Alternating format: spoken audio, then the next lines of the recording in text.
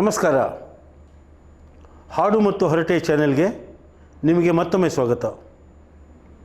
ಇಂದು ಇನ್ನೊಂದು ಹಾಡಿನ ದಿನ. ನಮ್ಮ ಕನ್ನಡ ಚಲನಚಿತ್ರಗಳಲ್ಲಿ ಬಹಳಷ್ಟು ಹಾಡುಗಳು ಬಂದು ಹೋಗಿವೆ, ಸಾವಿರಾರು ಗಟ್ಟಲೆ. ಆದರೆ ಕೆಲವು ಹಾಡುಗಳು ನಮಗೆ ಬಹಳ ಸ್ಫೂರ್ತಿ ಕೊಟ್ಟಿದೆ. ಬರೀ ಹಾಡು ಯಾಕೆ, ಆ ಚಿತ್ರನೇ ತುಂಬ ಜನಕ್ಕೆ ಸ್ಫೂರ್ತಿ ಕೊಟ್ಟಿದೆ. ತುಂಬ ಜನಗಳ ಅವರ ಯೋಚನಾ ಲಹರಿಯನ್ನೇ ಬದಲಿಸಿ ಹೊಸ ರೀತಿ ಅವ್ರು ಬಾಳೋದಕ್ಕೆ ದಾರಿ ಮಾಡಿಕೊಟ್ಟಿದೆ. ನಾನು ಮಾತಾಡ್ತಿರೋ ಚಿತ್ರ ಬಂಗಾರದ ಮನುಷ್ಯ. ಎಷ್ಟೇ ಸೂಪರ್ ಹಿಟ್ಗಳು ಬರಲಿ, ಬಂಗಾರದ ಮನುಷ್ಯ ಮಾಡಿದಂಥ ಇಂಪ್ಯಾಕ್ಟ್ ನಮ್ಮ ಜನಗಳ ಮೇಲೆ ನನ್ನ ಪ್ರಕಾರ ಬೇರೆ ಯಾವ ಚಿತ್ರನೂ ಮಾಡಿಲ್ಲ. ತುಂಬ ಜನ ಈ ಚಿತ್ರ ನೋಡಿ ಇನ್ಫ್ಲೂಯೆನ್ಸ್ ಆಗಿ ಅಗ್ರಿಕಲ್ಚರಲ್ಲಿ ತಮ್ಮನ್ನು ತಾವು ತೊಡಗಿಸ್ಕೊಂಡ್ರು. ಭಾಳ ಚೆನ್ನಾಗಿ ಅದರಲ್ಲಿ ಮುಂದೆ ಕೂಡ ಬಂದರು.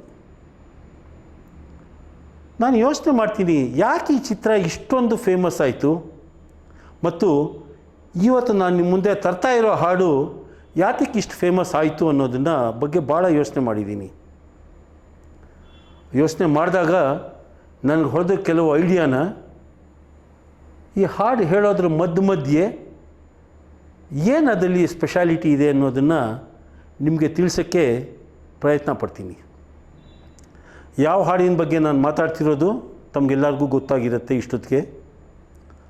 ಆಗದು ಎಂದು ಕೈಲಾಗದು ಎಂದು ಕೈಕಟ್ಟಿ ಕುಳಿತರೆ ಮುಂದೆ. ನನ್ನ ಹಿಂದಿನ ಎಪಿಸೋಡಲ್ಲಿ ಹಸಿವಿನ ಬಗ್ಗೆ ಮಾತಾಡಿದ್ದೆ, ಸಾಧನೆಯ ಹಸಿವಿನ ಬಗ್ಗೆ ಮಾತಾಡಿದ್ದೆ. ತುಂಬ ಜನ ಸಾಧನೆ ಮಾಡಬೇಕು ಅಂತ ಕಷ್ಟಪಡ್ತಾ ಇರ್ತಾರೆ. ತುಂಬ ಜನ ಅಸಹಾಯಕತೆ ಹಸಿವಲ್ಲೂ ಇರ್ತಾರೆ. ಏನೋ ಮಾಡಬೇಕು ಅಂತಿರುತ್ತೆ, ಹಿಂಗೆ ಏನು ದಾರಿ ಗೊತ್ತಿರಲ್ಲ. ಭಾಳ ಜನ ಕಷ್ಟಪಡ್ತಾ ಇರ್ತಾರೆ. ಅವ್ರಿಗೆ ಈ ಹಾಡು ಯಾವ ರೀತಿ ಸ್ಫೂರ್ತಿ ಆಗ್ಬೋದು ಅಂತ ತಿಳಿಸೋಕ್ಕೆ ಈ ಹಾಡನ್ನು ನಾನು ನಿಮ್ಮ ಮುಂದೆ ತರ್ತಾ ಇದ್ದೀನಿ. ಈಗ ಹಾಡು ಮಧ್ಯೆ ನನ್ನ ಒಂದು ಚಿಕ್ಕ ಒಂದು ವಿಶ್ಲೇಷಣೆ ಇರುತ್ತೆ. ಆಗದು ಎಂದು ಕೈಲಾಗದು ಎಂದು ಕೈಕಟ್ಟಿ ಕುಳಿತರೆ,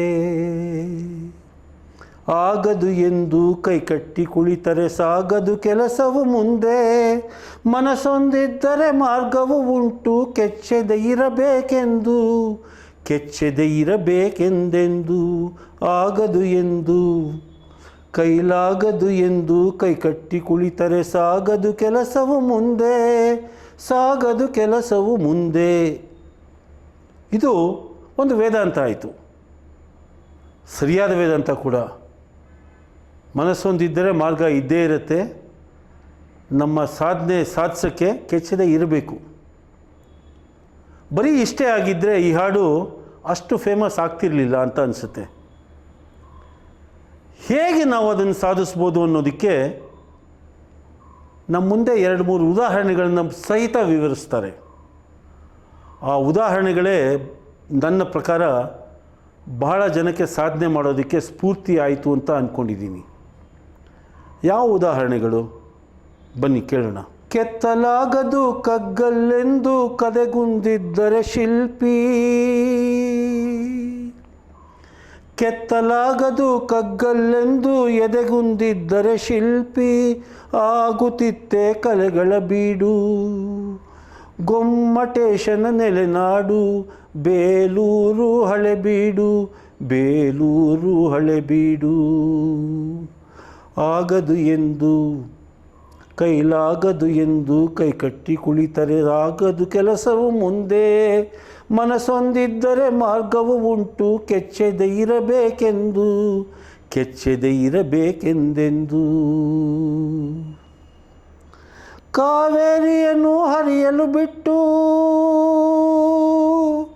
ಕಾವೇರಿಯನ್ನು ಹರಿಯಲು ಬಿಟ್ಟು ವಿಶ್ವೇಶ್ವರಯ್ಯ ಶ್ರಮ ಪಡದಿದ್ದರೆ, ಕನ್ನಂಬಾಡಿಯ ಕಟ್ಟದಿದ್ದರೆ, ಬಂಗಾರ ಬೆಳೆವ ಹೊನ್ನಾಡು ಬಂಗಾರ ಬೆಳೆವ ಹೊನ್ನಾಡು ಆಗುತ್ತಿತ್ತೇ ಈ ನಾಡು, ಕನ್ನಡ ಸಿರಿನಾಡು ನಮ್ಮ ಕನ್ನಡ ಸಿರಿನಾಡು. ಆಗದು ಎಂದು ಕೈಕಟ್ಟಿ ಕುಳಿತರೆ ಸಾಗದು ಕೆಲಸವು ಮುಂದೆ. ಮನಸ್ಸೊಂದಿದ್ದರೆ ಮಾರ್ಗವು ಉಂಟು, ಕೆಚ್ಚೆದೆ ಇರಬೇಕೆಂದೆಂದು. ಈ ರೀತಿ 2 ಉದಾಹರಣೆಯನ್ನು ನಮ್ಮ ಮುಂದೆ ಕೊಟ್ಟಿದ್ದಾರೆ. ತುಂಬ ಜನ ಹೋಗಿದ್ದೀರ ನಮ್ಮಲ್ಲಿ, ಬೇಲೂರು, ಹಳೇಬೀಡು, ಶ್ರವಣಬೆಳಗೊಳ, ಅದೇ ರೀತಿ ಸಾಕಷ್ಟು ಪ್ರೇಕ್ಷಣೀಯ ಸ್ಥಳಗಳನ್ನು. ಆ ಕಲ್ಲಿನ ವಿಗ್ರಹಗಳನ್ನು ಮುಂಚೆ ಅದು ಒಂದು ದೊಡ್ಡ ಬಂಡೆನೇ ಆಗಿತ್ತು, ದೊಡ್ಡ ಬಂಡೆಗಳು. ಆ ಬಂಡೆಯನ್ನು ನೋಡಿ ಏನಾದರೂ ಶಿಲ್ಪಿ ನನ್ನ ಕೈಲಿ ಆಗಲ್ಲ ಅಂತ ಅಂದ್ಕೊಂಡು ಬಿಟ್ಟಿದ್ರೆ ಗೊಮ್ಮಟೇಶ್ವರನಂಥ ಒಂದು ಅದ್ಭುತ ಮೂರ್ತಿ ಸೃಷ್ಟಿಯಾಗ್ತಿರಲಿಲ್ಲ. ಬೇಲೂರು ಹಳೇಬೀಡು ವಿಗ್ರಹಗಳು ಹೇಳುವಂಥ ಕಥೆ ನಮ್ಮ ಮುಂದೆ ನಿಲ್ತಿರಲಿಲ್ಲ ಅಲ್ವೇ. ಈ ಹಾಡಿನ ಮೂಲಕ ನಮ್ಮ ಸಾಧನೆನ ನಾವು ಸಾಧಿಸೋಕ್ಕೆ ಸ್ಫೂರ್ತಿ ಏನು ಅನ್ನೋದು, ಎಲ್ಲಿಂದ ನಾವು ಪಡ್ಕೋಬೋದು ನಮ್ಮ ಪ್ರಯತ್ನದಲ್ಲಿ ಅನ್ನೋದಕ್ಕೆ ಈ ಒಂದು ಉದಾಹರಣೆ ನಮ್ಮ ಮುಂದೆ ಕೊಟ್ಟಿದ್ದಾನೆ. ಅದೇ ರೀತಿ ಕಾವೇರಿ ನದಿ ಎಲ್ಲೋ ಹುಟ್ಟಿ ಎಲ್ಲೋ ಗಮ್ಯ ಸೇರಿ ಕಣ್ಮರೆಯಾಗುವಂಥ ಕಾವೇರಿ ತಾಯಿ ತನ್ನ ಮಾರ್ಗದಲ್ಲಿ ಎಂತೆಂಥ ಅದ್ಭುತ ಸೃಷ್ಟಿನ ಮಾಡಿದ್ದಾಳೆ. ಅದರಲ್ಲಿ ಒಂದು ಕನ್ನಂಬಾಡಿ ಕಟ್ಟೆ. ಯಾವ ರೀತಿ ಜಲಪಾತಗಳು ನಮ್ಮನ್ನು ಸೆಳೆಯುತ್ತೋ, KRS ಡ್ಯಾಮ್ ಕೂಡ ಅದೇ ರೀತಿ ನಮ್ಮನ್ನು ಸೆಳೆಯುತ್ತೆ ಅಲ್ವೇ. ಈ KRS ಡ್ಯಾಮ್ ಕಟ್ಟುವಾಗ ಆ ನೀರಿನ ರಭಸ ಕಂಡು ನಮ್ಮ ವಿಶ್ವೇಶ್ವರಯ್ಯನವರು ಯೋಚನೆ ಮಾಡಿ ಹೆಂಗಪ್ಪ ಅಂತ ಯೋಚನೆಗೆ ಅವರು ದಾಸರಾಗಿಬಿಟ್ಟಿದ್ರೆ ಕನ್ನಂಬಾಡಿ ಅಂತ ಕಟ್ಟೆನೇ ನಮಗೆ ಸಿಗ್ತಿರಲಿಲ್ಲ. ಸುತ್ತಮುತ್ತಲಿರೋ ರೈತರಿಗೆ ಬೆಳೆ ಬೆಳೆಯೋಕ್ಕೆ ನೀರು ಆಗ್ತಿರಲಿಲ್ಲ ಅಲ್ವೇ. ಸೊ ಆ ರೀತಿ ಹಾಡಿನ ಮೂಲಕ ಸಾಧನೆ ಮಾಡಬೇಕು ಅಂತ ಹೇಳಿಲ್ಲ, ಮಾಡೋದಕ್ಕೆ ನಾವು ಎಲ್ಲಿಂದ ನಾವು ಸ್ಫೂರ್ತಿ ಪಡ್ಕೋಬೇಕು ಅನ್ನೋದು ಕೂಡ ಕವಿ ಅದರಲ್ಲಿ ನಮಗೆ ತಿಳಿಸಿದ್ದಾನೆ. ಮೋಸ್ಟ್ಲಿ ಅದಕ್ಕೆ ನಮಗೆ ಈ ಹಾಡು ಬಹಳ ತಟ್ಟತ್ತೆ. ಸಾಧನೆ ಮಾಡಿದ್ರೆ ನಮಗೇನಾಗತ್ತೆ, ಎಂಥ ಅನುಭವ ಉಂಟಾಗತ್ತೆ, ಅದು ಕೂಡ ಈ ಹಾಡಲ್ಲಿದೆ. ಕೈ ಕೆಸರಾದರೆ ಬಾಯಿ ಮೊಸರೆಂಬ ಹಿರಿಯರ ಅನುಭವ ಸತ್ಯ, ಇದ ನೆನಪಿಡಬೇಕು ನಿತ್ಯ. ಕೈ ಕೆಸರಾದರೆ ಬಾಯಿ ಮೊಸರೆಂಬ ಹಿರಿಯರ ಅನುಭವ ಸತ್ಯ, ಇದ ನೆನಪಿಡಬೇಕು ನಿತ್ಯ. ದುಡಿಮೆಯ ನಂಬಿ ಬದುಕು, ಅದರಲ್ಲೇ ದೇವರ ಹುಡುಕು. ಬಾಳಲಿ ಬರುವುದು ಬೆಳಕು, ನಮ್ಮ ಬಾಳಲಿ ಬೆರುವುದು ಬೆಳಕು. ಕೈಲಾಗದು ಎಂದು ಕೈಕಟ್ಟಿ ಕುಳಿತರೆ ಸಾಗದು ಕೆಲಸವು ಮುಂದೆ. ಮನಸ್ಸೊಂದಿದ್ದರೆ ಮಾರ್ಗವು ಉಂಟು, ಕೆಚ್ಚೆದೆ ಇರಬೇಕೆಂದೆಂದು.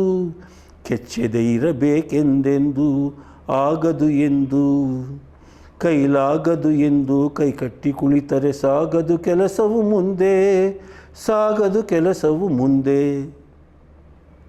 ಈ ರೀತಿ ನಾವು ಮಾಡೋ ಕೆಲಸದಲ್ಲಿ ಎಷ್ಟು ಶ್ರದ್ಧೆ ಇರಬೇಕು ಅನ್ನೋದು ಕೂಡ ನಮಗೆ ಈ ಹಾಡು ಮೂಲಕ ನಮಗೆ ಕವಿ ತಿಳಿಸ್ಕೊಟ್ಟಿದ್ದಾರೆ.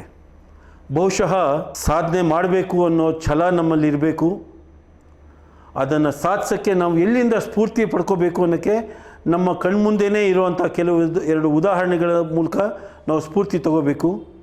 ನಾವು ಮಾಡೋ ಕೆಲಸದಲ್ಲಿ ಯಾವ ರೀತಿ ಶ್ರದ್ಧೆ ಇರಬೇಕು, ಅದನ್ನು ಸಾಧಿಸಿದ್ರೆ ನಮ್ಗೆ ಯಾವ ರೀತಿ ತೃಪ್ತಿ ಸಿಗತ್ತೆ, ಎಲ್ಲನೂ ಈ ಹಾಡಲ್ಲಿದೆ.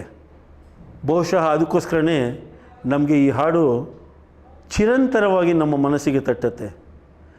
ಯಾವಾಗಲೇ ಆಗಲಿ ಕಷ್ಟದಲ್ಲಿದ್ದಾಗ ಈ ಹಾಡನ್ನು ಒಂದು ಸಲ ಕೇಳಿಸ್ಕೊಂಡ್ಬಿಟ್ರೆ ಸಾಕು, ಎದ್ದು ನಿಂತ್ಕೊಂಡು ಕೆಲಸ ಮಾಡೋದ್ರ ಬಗ್ಗೆ ನಾವು ಯೋಚನೆ ಮಾಡ್ತೀವಿ ಅಲ್ವೇ. ಮಿತ್ರರೇ, ಈ ಹಾಡು, ಈ ಹಾಡಿನ ಮಹತ್ವ, ಈ ಹಾಡಿನ ಅರ್ಥ ಎಲ್ಲರಿಗೂ ಗೊತ್ತಿದ್ದನ್ನೇ ತಿಳಿಸೋದೇನೆ ಅಲ್ವೇ ಪಾಠದ ಉದ್ದೇಶ. ನನ್ನ ಕೈಲಾದಷ್ಟು ಇದನ್ನು ನಿಮಗೆ ತಿಳಿಸಿದ್ದೀನಿ. ಇದು ನಿಮಗಿಷ್ಟ ಆದರೆ ದಯವಿಟ್ಟು ಒಂದು ಲೈಕ್ ಮಾಡಿ, ಒಂದು ಕಾಮೆಂಟ್ ಮಾಡಿ, ನಿಮ್ಮ ಸರ್ಕಲಲ್ಲಿ ಯಾರಾದರೂ ಸ್ಟ್ರಗಲ್ ಮಾಡ್ತಿದ್ದಾರೆ, ಸಾಧನೆ ಮಾಡಬೇಕು ಅಂತ ಕಷ್ಟಪಡ್ತಿದ್ದಾರೆ ಅಂತ ನಿಮ್ಗೆ ಅನಿಸಿದ್ರೆ ಈ ಹಾಡನ್ನು ಅವ್ರಿಗೊಂದು ಸಲ ಕಳಿಸ್ಕೊಡಿ. ಬಹುಶಃ ಚಿಕ್ಕದೊಂದು ಪ್ರಯತ್ನ ನಮ್ಮದು ಅವ್ರಿಗೆ ಸ್ಫೂರ್ತಿಯಾದರೆ ಅದಕ್ಕಿಂತ ನಾವು ಸಾಧನೆ ಮಾಡಬೇಕಾಗಿರೋದು ಬೇರೆ ಇನ್ನೇನಿಲ್ಲ. ಹಾಡು ಹರಟೆ ಚಾನೆಲ್ನ ಉದ್ದೇಶ ಪ್ರತಿಯೊಂದು ಬಾರಿ ನಾನು ಹೇಳೋ ಹಾಗೆ ಜನಗಳಿಗೆ ಹಾಡು ಹೇಳೋದನ್ನು ಪ್ರೇರೇಪಿಸೋದು ಮತ್ತು ನಮ್ಮ ಸುತ್ತಮುತ್ತಲ ಜೀವನದಲ್ಲಿ ಡೈಲಿ ನಡೆಯುವಂಥ ವಿಚಾರಗಳ ಬಗ್ಗೆ ಮಾತಾಡಿ ನಮ್ಮ ಅನಿಸಿಕೆಯನ್ನು ಹಂಚಿಕೊಂಡು ನಮ್ಮ ಜೀವನದ ಮಟ್ಟನ ಸ್ವಲ್ಪ ಮೇಲೆ ಇರಿಸ್ಕೊಳ್ಳೋದು. ನಿಮ್ಮಲ್ಲಿ ಯಾರಾದರೂ ಯಾವುದಾದ್ರೂ ಹಾಡಿನಿಂದ ಸ್ಫೂರ್ತಿಗೊಂಡಿದ್ದರೆ ದಯವಿಟ್ಟು ಆ ಹಾಡು ಹೇಳಿ ನನಗೆ ಕಳಿಸ್ಕೊಡಿ. ಯಾವ ರೀತಿ ನಿಮ್ಗೆ ಸಹಾಯ ಆಯಿತು ಅನ್ನೋದನ್ನು ತಿಳಿಸ್ಕೊಡಿ. ನಮ್ಮ ಚಾನೆಲ್ನಲ್ಲಿ ಅದಕ್ಕೆ ಖಂಡಿತ ಸ್ವಾಗತ ಇದೆ. ಒಟ್ಟಿನಲ್ಲಿ ಜನರಿಗೆ ಒಳ್ಳೆಯ ರೀತಿ ಬಾಳೋದಕ್ಕೆ ಸಹಾಯ ಮಾಡೋಣ. ಮುಂದಿನ ಎಪಿಸೋಡ್ವರೆಗೂ ನಮಸ್ಕಾರ.